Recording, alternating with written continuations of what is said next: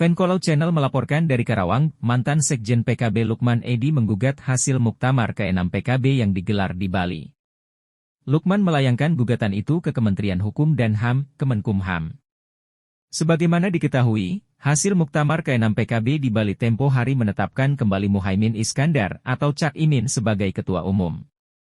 Selain ke Kemenkumham, surat gugatan itu juga dikirim ke Majelis Tahkim PKB, pagi tadi. Sekarang ini saya mengantarkan surat ke Menteri Hukum dan HAM Pak Supratman Andi Aktas, berkenaan dengan mengantarkan surat yang ke Majelis Tahkim tadi ke sini tembusannya, mengantarkan sendiri ke sini untuk diketahui oleh Kumham sehingga kemudian posisi kami ini adalah konflik internal partai, kata Lukman Edy, dilansir dari Detik News, Selasa, 27 Agustus 2024.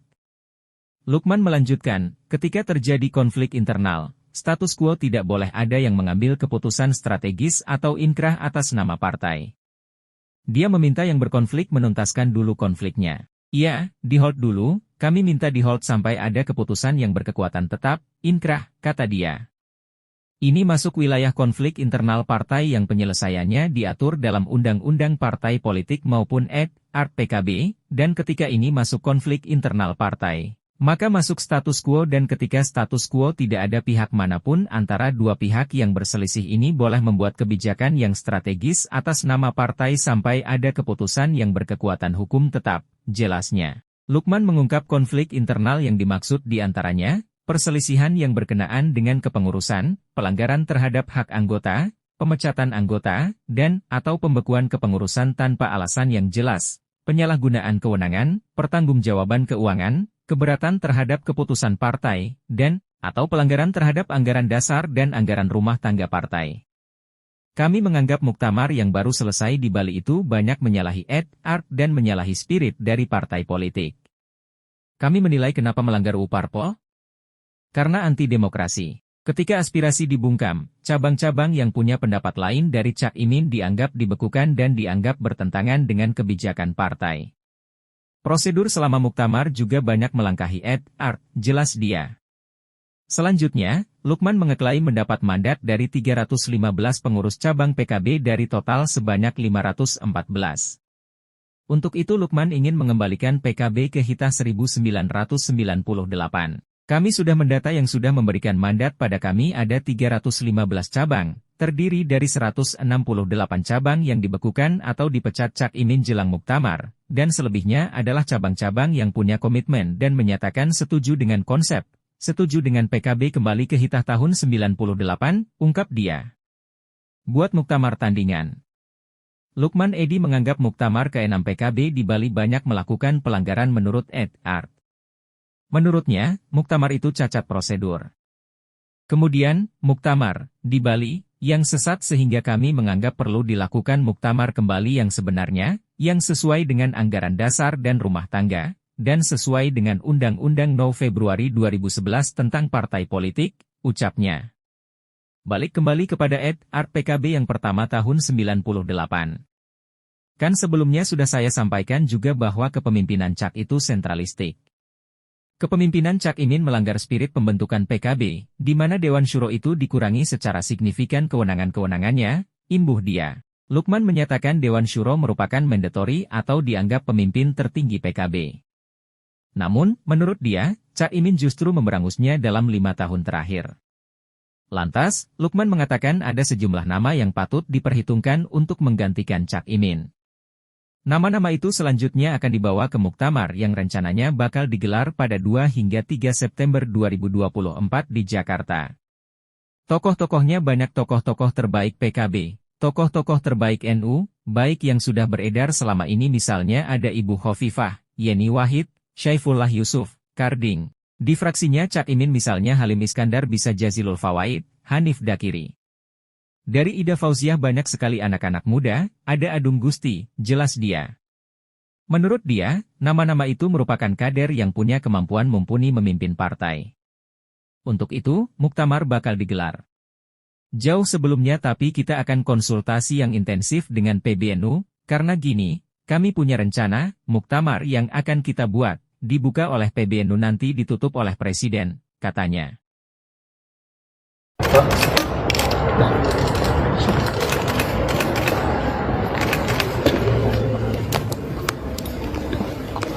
Yogi ya. Sudah tak kirim itu materi gugatannya ke Yogi. Silakan Yogi share sama teman-teman lain ya. Nah, terus silakan saya minta Pak Dasril sebagai kuasa hukum kita untuk menjelaskan beberapa hal yang tambahan yang penting lah kira-kira. Terima kasih teman-teman.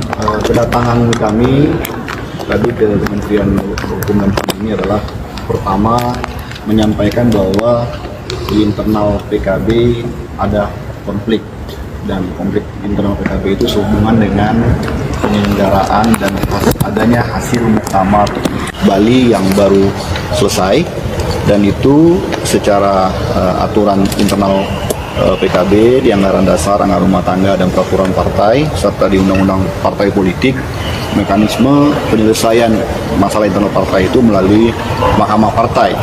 Kalau dalam PKB disebut dengan majelis tahkim.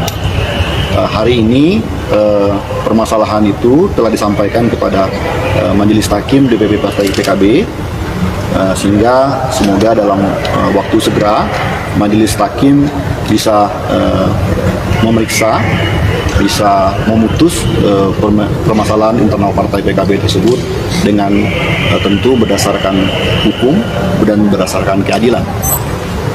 Sehubungan dengan itu, sesuai dengan ketentuan peraturan perundang-undangan, Peraturan Menteri Hukum dan HAM Nomor 34 2017 tentang tata cara pendaftaran, perubahan anggaran dasar, anggaran rumah tangga dan pengurus partai politik, bahwa setiap partai politik yang melakukan pendaftaran, perubahan anggaran dasar, anggaran rumah tangga dan pengurus partai politik tersebut harus melalui namanya proses verifikasi. Partai politik, Kementerian Hukum dan HAM akan melakukan verifikasi apakah ada konflik internal atau permasalahan internal.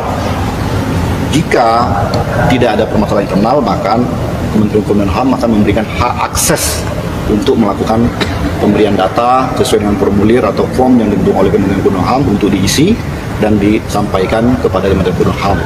Tapi jika ada ditemukan konflik internal, maka Kementerian Hukum dan HAM dalam proses verifikasinya akan menjawab bahwa ini ada konflik dan tidak akan mempunyai hak, tidak memberikan hak akses.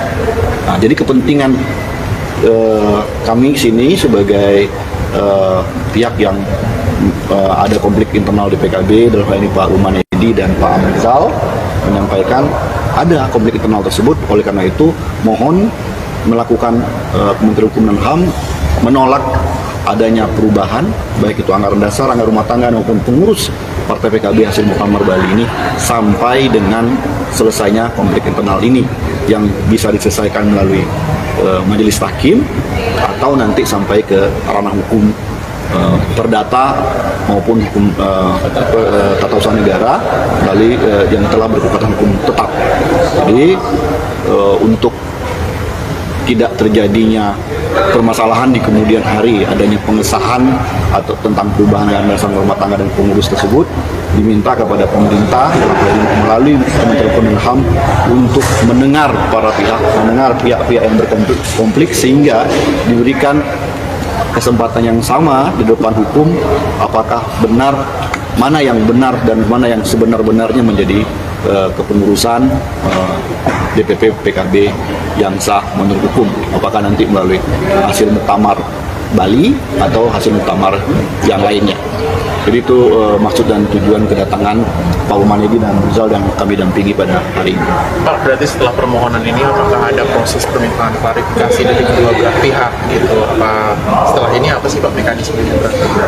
Ya, mekanismenya kalau dari Kementerian Hukum dan HAM melakukan verifikasi.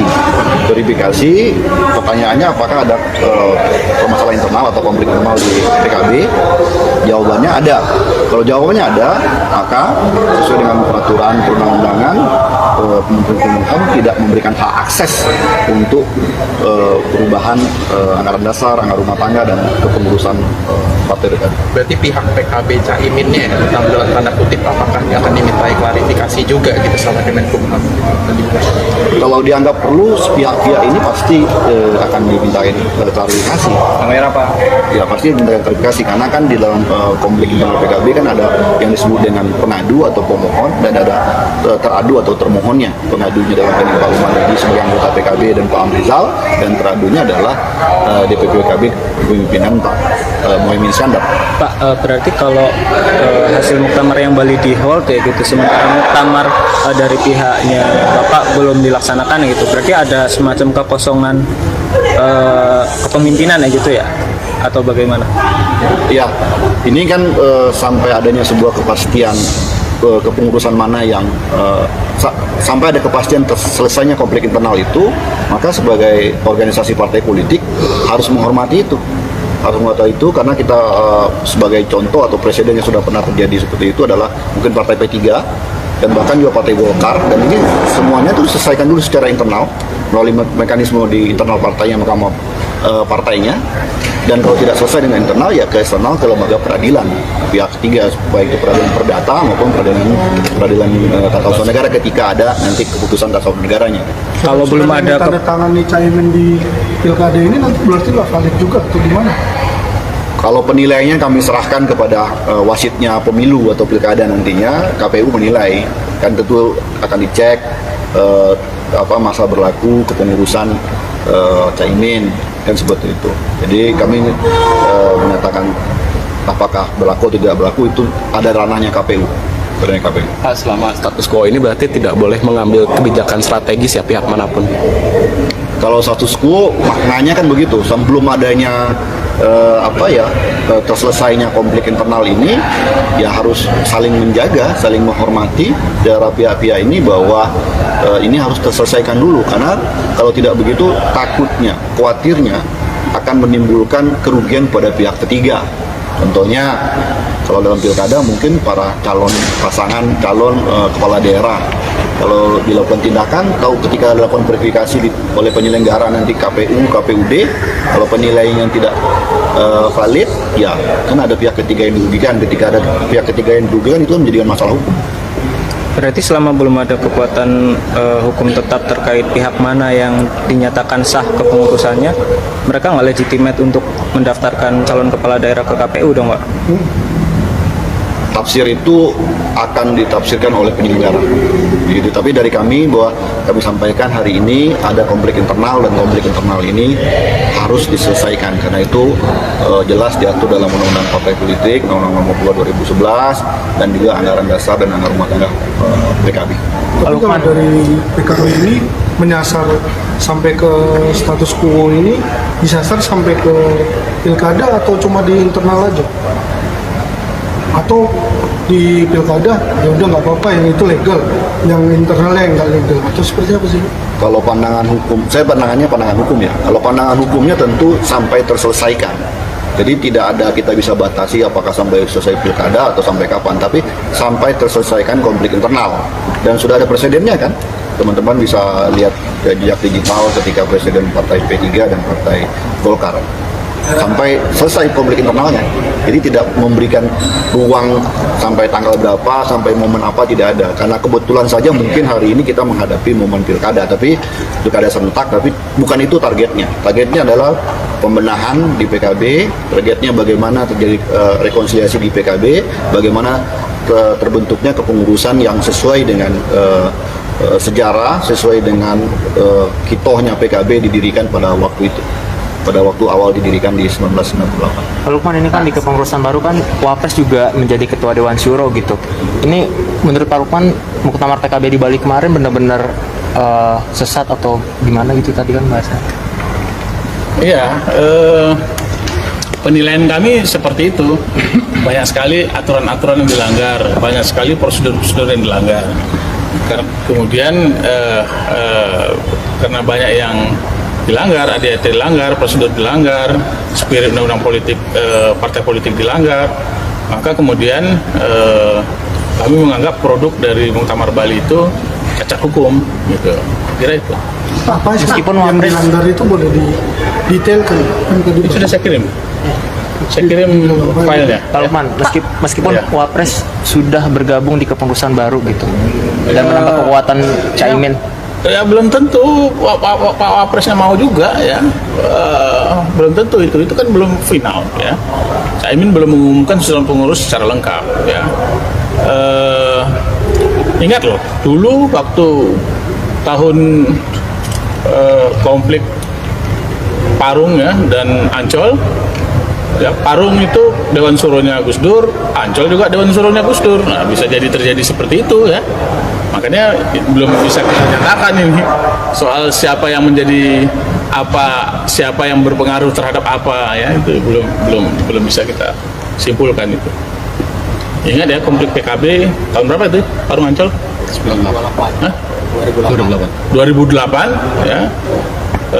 PKB versi Muktamar Parung Dewan Suronya Gus Dur, PKB versi Muktamar di Ancol Dewan Suronya juga Gus Dur ya. Nah, ya kita lihatlah ke depannya seperti apa. Tapi kita menghormati ketokohan Kiai Ma'ruf Amin, di samping tokoh NU senior, tokoh PKB Ketua Dewan Suro yang pertama, kemudian hari ini Wakil Presiden, sama-sama Kiai yang kita cintai. Tapi kalau dari sekali konfirmasi Pak, ada infonya PKB secara resmi surati Anies Baswedan untuk dicalonkan sebagai Gubernur DKI. Apakah ini betul? Terus kalau berdasarkan pemahaman tadi penjelasan Bapaknya, apa berarti terancam tidak valid untuk suratnya itu? Kita belum bicara soal itu ya. Kami terserang tim belum bicara implikasinya kepada pilkada, surat dukungan pada pilkada. Tapi pemilihan kepala daerah serentak, siapapun dia, apapun partainya, siapapun ketua umumnya, siapapun pengurus DPP-nya, tetap harus kita sukseskan sebaik-baiknya. Tapi kirim suratnya betul? Kita nggak tahu, itu kan DPP-nya Caimin gitu. Tapi kalau berarti pihaknya Bapak ini belum ada persiapan sama sekali terkait pilkada ya untuk kita suksesnya? Tidak pernah bicara soal pilkada. Kita 1 minggu terakhir ini diskusi tentang kekurangan-kekurangan, pelanggaran-pelanggaran Muktamar Bali. Kemudian kita berpikir juga untuk menyelenggarakan atas desakan dan mandat yang diberikan cabang-cabang untuk segera membuat sebuah muktamar yang sebenar-benarnya. Kemudian yang ketiga, kita memberikan laporan ini. Jadi hari-hari kita terakhir ini masih disibukkan soal itu. Belum kita berpikir soal pilkada, soal apapun lah. Kalau keluarga Gus Dur sendiri apakah merapat di barisannya PPNU ini? Saya kira bisa jadi merapat ya. Saya memang ditugasi oleh teman-teman juga untuk mulai menginventarisir dan merangkul semua tokoh-tokoh PKB yang banyak sekali gitu ya, banyak sekali tokoh-tokohnya, banyak sekali ya. Ada Pak Herman Suparno, ada Pak Alwi Shihab, ada Pak Mahfud MD, ada Ibu Khofifah Indar Parawansa ya, ada kiai-kiai ya, ada Yeni Wahid, ada Ali Maskur Musa ya, ada bahkan teman-teman selama ini mereka adalah pendiri partai, kader NU dan kader PKB yang banyak sementara ngekos ke partai-partai yang lain. Itu banyak yang membuat statement dan menyampaikan kepada saya, mereka kalau terjadi perubahan kepemimpinan di PKB yang lebih terbuka dan demokratis, maka mereka semua akan kembali kepada PKB. Tapi dari pihak yang menginginkan PKB ini kembali ke Hitah 98 itu takut atau nggak khawatir nggak sih Pak, ada persepsi bahwa gerakan ini itu ditunggangi pihak tertentu, karena sekarang ini kan formasi peta politik ini kan masih dinamis ya Pak ya, PKB lagi di pilkada, terus juga ada formasi mau masuk ke koalisi pemerintahan selanjutnya. Takut nggak sih Pak, atau nggak ada khawatir gitu persepsi seperti itu? Kita lihat faktualnya saja ya, faktualnya bahwa Caimin itu sudah 20 tahun memimpin PKB, itu kan faktual ya. Ada yang bantah nggak itu? Nggak ada ya. Sudah 20 tahun memimpin PKB, artinya sudah terlalu lama ya. Mbok ya ganti dengan ketua umum yang lain. Terus yang kedua, fakta bahwa kewenangan Dewan Suro itu dikurangi sedemikian rupa, itu juga fakta ya. Kemudian fakta bahwa kepemimpinan Caimin itu sentralistik, punya kewenangan penuh untuk membekukan banyak-banyak cabang tanpa ada pertimbangan-pertimbangan yang rasional, itu juga terjadi Jadi kita hanya berbicara soal fakta-fakta yang ada di di depan mata kita. Sementara persepsi politik bahwa ada ini, kita nggak berpikiran ke situ, dan kita tidak menganggap itu sebagai sebuah persoalan di internal kami. Ada ini kan dalam seminggu setelah muktamar ini Caimin kemungkinan mengumumkan kepengurusan baru gitu ya. Dan itu timelinenya sebelum muktamar di Jakarta 23 September. Nah, tanggapan dari Pak Lukman dan tim yang pengen menyelenggarakan muktamar tandingan ini seperti apa? Ya, diumumkan juga boleh-boleh saja, silakan diumumkan. Tetapi kita sudah minta supaya pendaftaran ke Kumham itu di hall, karena kita sudah menyatakan ini sebagai sebuah konflik internal partai yang harus diselesaikan. Baru kemudian pemerintah boleh menerima registernya. Saya sendiri secara pribadi, karena tadi pagi sudah mengirim surat ke Majelis Tahkim PKB, ya, siap saja kami dengan Pak Amrizal siap nih kalau sewaktu-waktu disidang oleh Majelis Tahkim PKB. Ya. Sekarang ini kalau majelis tahkim itu siapa aja, Bang Lukman? Di PKB itu tidak ada Majelis Tahkim yang yang definitif, ya, semuanya ad hoc. Jadi ketika ada kasus baru kemudian DPP mengangkat Majelis Tahkim. Lalu yang akan menyusun ad hoc-nya itu nanti siapa, Bang? Nah, itu sebuah persoalan lagi kan, apakah Caimin atau dinyatakan Majelis Tahkim tidak ada, gitu ya. Kalau tadi pagi respon dari Majelis Tahkim seperti apa? Kita baru ngantar surat, belum ada respon. Pak, apakah ada pernyataan atau jaminan dari pihak Bapak bahwa tidak ada katakan intervensi atau backup dari Presiden gitu? Saya jamin tidak ada intervensi, karena ini aspirasi murni dari bawah yang sudah lama memendam rasa tidak puas, ya. Lama loh, ini mungkin sudah hampir 10 tahun kita memendam, ya, tapi karena kita pada dasarnya kita ini tidak mau berkonflik, kita tahan-tahan saja untuk kebesaran PKB. Tapi menurut saya saat ini adalah momentum terbaiknya, di mana pemilu sudah selesai, ya, di mana kita beri kesempatan 4 periode kepada Caimin untuk membenahi dan mengejar target partainya, yang kemudian setelah kita evaluasi semua tidak terpenuhi, maka saatnya kita melakukan evaluasi secara total. Artinya nih, periode ini adalah tahun ke 5 tahun mendatang itu untuk Caimin. Ya, 25 tahun jadinya kan. Tanggapan dari Kemenkumham sendiri setelah tadi menyampaikan laporan untuk di hold kepengurusannya gimana? Dan apakah kalau misalnya nanti ternyata kepengurusan Caimin hasil Muktamar Bali itu dilaporkan ke Kemenkumham, kalau ternyata misalnya kepengurusan itu yang diterima Kemenkumham itu gimana? Silakan Pak Yasril yang jawab. Iya, ini kan ada proses administrasi. Proses administrasinya adalah verifikasi, dan verifikasi itu menunjukkan pertama faktanya apakah ada konflik internal atau tidak. Jawabannya ada. Kenapa? Sudah adanya pengaduan atau permohonan ke Majelis Tahkim DPP Partai PKB. Tentu berdasarkan undang-undang partai politik, selesaikan pemerintah, monggo selesaikan dulu secara internal. Selesaikan internal, apa nanti keputusan Majelis Tahkim. Sampai tidak hanya Majelis Tahkim, apakah putusan Majelis Tahkim ini final and binding nggak? Menciptakan sebuah keadilan nggak? Bisa diterima oleh semua pihak nggak? Kalau tentunya kalau belum menciptakan keadilan, belum diterima oleh semua pihak, masih ada ranah hukum, itu lembaga peradilan. Nah, di situ. Jadi pemerintah dengan azas good corporate governance-nya, azas kecermatan, azas kehati-hatian, azas kepastian hukum, mestinya menunggu proses internal yang dilakukan oleh DPP PKB atau PKB, dan juga menunggu adanya kekuatan hukum yang final dan mengikat dari lembaga peradilan, sehingga itulah nanti yang menjadikan dasar pemerintah, dalam ini adalah Kementerian Hukum dan HAM, CQ, Dirjen AHU, untuk mendaftarkan atau mengesahkan perubahan anggaran dasar, anggaran rumah tangga, dan pengurus partai PKB. Tapi dalam perjalanannya bisa saja kan, ini kan penyelesaian hukum ini tidak hanya melalui putusan pengadilan atau Majelis Hakim.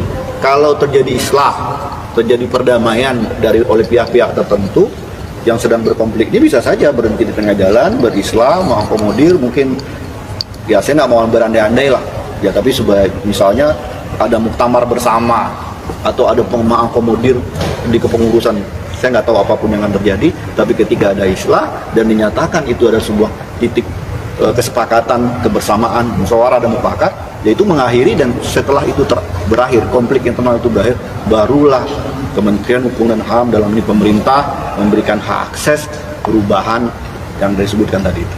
Tapi Bang Lukman terima kalau ada islah yang disebutkan dengan padat beliau tadi? Ya kita terbuka, ya. Kita terus terang teman-teman ini terbuka, ya. Tapi memang syaratnya berat gitu, syaratnya harus kembali Hitoh 98, ya.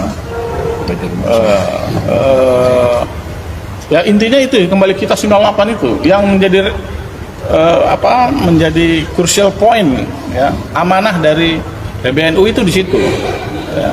Karena PBNU sudah melihat, ya, tim yang dibuat oleh PBNU kan melihat ini banyak sekali penyimpangan dari spirit pembentukan awal. Nah, saya kira yang lain itu mudah lah untuk kita diskusikan, ya. Tetapi intinya adalah bagaimana kita memperbaiki PKB ini ke depan. Terima kasih Pak. Oke, terima kasih ya. Terima kasih, Venkolog Channel melaporkan.